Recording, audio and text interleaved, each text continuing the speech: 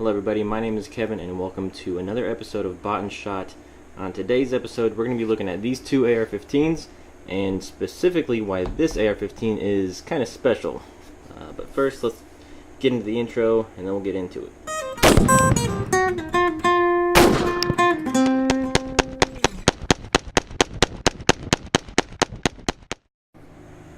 Alright, so what we have here are these two AR-15s.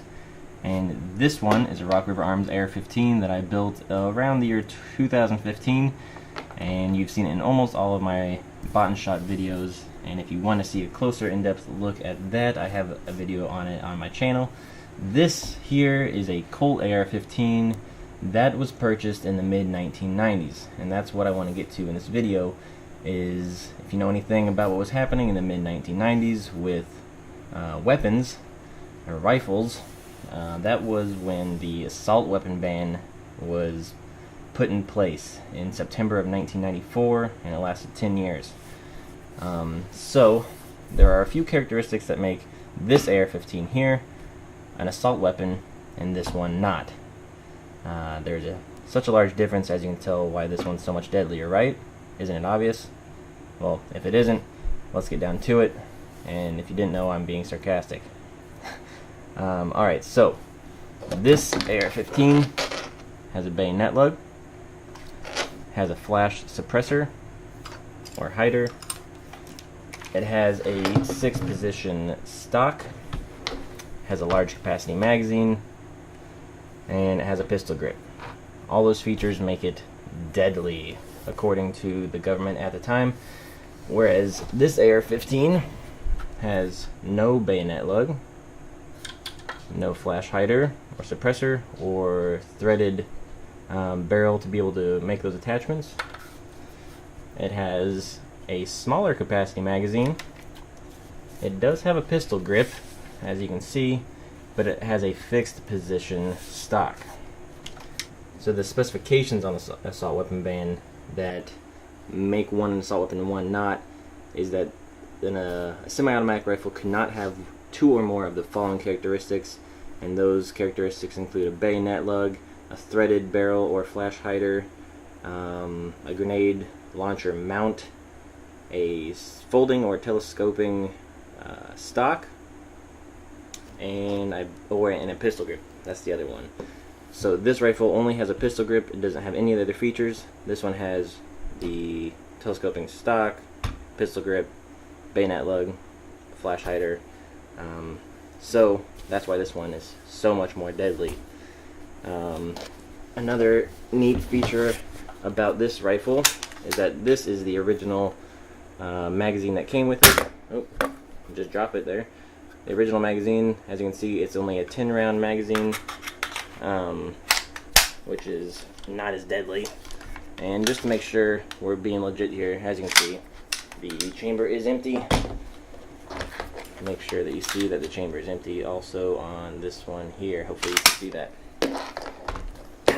This is a 30-round magazine, much deadlier compared to the 10-round. There are a few more differences. I'm going to break down the rifle here.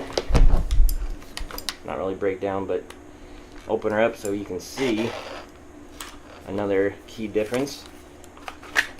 Hopefully you can see this on the camera. Here in the trigger assembly and where the safety selector is, you probably can't see that at all, but hopefully you can see that there is no block here. It's open. And if we look at our other one, if we look at our other AR-15, you can see there's a giant block here. And now what I believe that is for is to make it impossible to put in a safety selector switch that would allow you to go to fully automatic mode. That's what I believe that's there for, is to prevent you from modifying it to enable that. Now there is another feature. I'm going to set this down here. Here's the bolt out of the Colt, the one that is part of the assault weapon ban. As you can see, the bottom of the bolt is completely flat. There's no metal on the back here. And let me put this back. I'll take this one out here. This bolt carrier group, a little dirty, and it does have this metal on the bottom. As you can see, it's not flat. There's this metal protruding from the bottom. This is the modern bolt carrier group. This top one here, this is from the Colt from the mid-90s. I do not know why that is there or what the difference actually makes. If someone does know, leave a comment and let me know. Alright folks, that's it for this video. I just wanted to go over these two rifles because I thought it was interesting that I was able to get a hold of this rifle. This was a family member's rifle, and I thought it would be interesting to compare the two and show the, I guess, loopholes around the assault weapon ban and how you're still able to buy rifles that serve the same purpose for sport shooting and whatnot, and just had the kind of ridiculous things removed, like the bayonet lug and the flash hider, that make it not an assault weapon versus this deadly black gun you see here. If you want to see these two guns shot side by side, I plan on making that video very shortly, and I will shoot them both, just because why not shoot some AR-15s? That sounds fun to me, and maybe I'll blow some stuff up in that video as well. So if you want to see those videos, please subscribe to the channel, and that'll be coming up shortly. If you like the video, go ahead and like the video, comment, or leave any remarks as to if I have made any mistakes or left information out that you thought should be included. And until next time, guys, I'll see you then.